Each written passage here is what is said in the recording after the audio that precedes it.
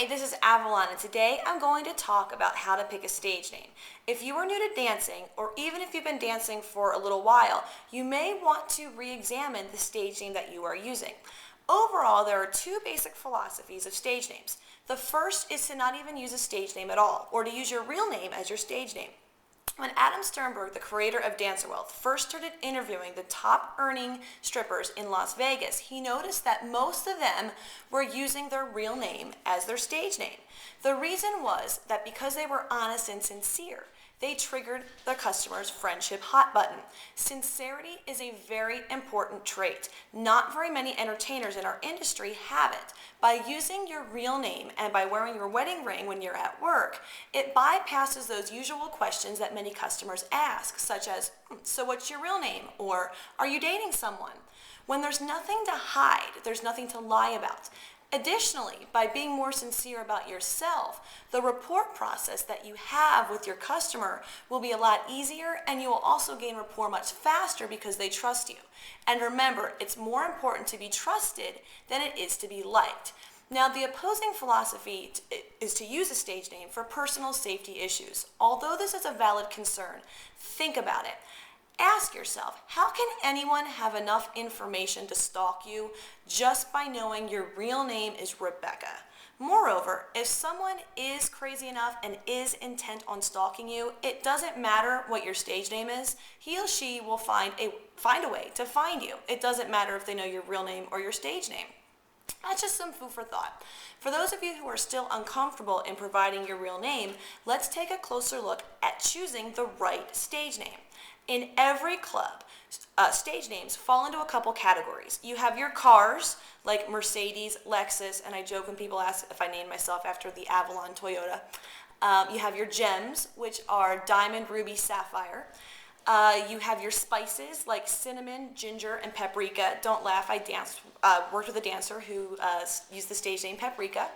And your astrology signs, Gemini, Aquarius. I think you catch my drift. You've probably heard some of these before. I personally have danced by Avalon for over 7 years, and it's no wonder I always get asked, so what's your real name? After I tell them that my name is Avalon. Well, no wonder. Who is really going to believe that my name is Avalon? When a name is so artificial, it's inevitable for someone to ask you what your real name is. It's just that curiosity from your customer who wants to get to know you better. When your initial presentation of yourself during your introduction is fake, people automatically want to know what's real. The trick is, if you continue to be fake, it's not going to trigger that friendship hot button and you may lose the sale. So, the other thing to consider, after you introduce yourself as Diamond or Avalon and the customer knows it's a fake name, I'm sure there are women in the world somewhere that are named Diamond or Avalon, although it's hardly a common name. In the environment of the gentleman's club, it's easy to conclude that this is a stripper name. So think about it logically. When you present yourself as being fake and artificial by using a fake and artificial name, why would the customer want to buy from you or from who is being fake and artificial? Now, it may just be something as simple as a lap dance, but yet when you start off on the wrong foot, regardless of what you're representing, it's challenging to overcome that and switch it around and present yourself as someone who is honest and sincere. So what is the best solution? Well, if you feel comfortable, tell your customers your real name when they ask. I do. Now, if you don't feel comfortable telling customers your real name, then pick a stage name that can easily pass for a real name. For example, if your real name is Shelly, then pick a stage name like Jenny, Susie, or Beth. So that way, if a customer asks you, whoa, Susie, what's your real name? Well, your answer is already solved. The best response to this question is, well, actually, that is my real name. Sort of. Susan's my middle name. You make something up like that. And then redirect the communication somewhere else, like, so tell me, Bob, where are you from? What you have done is a positive response on many levels. The first of which is that you triggered his friendship hot button by appearing to be sincere and honest.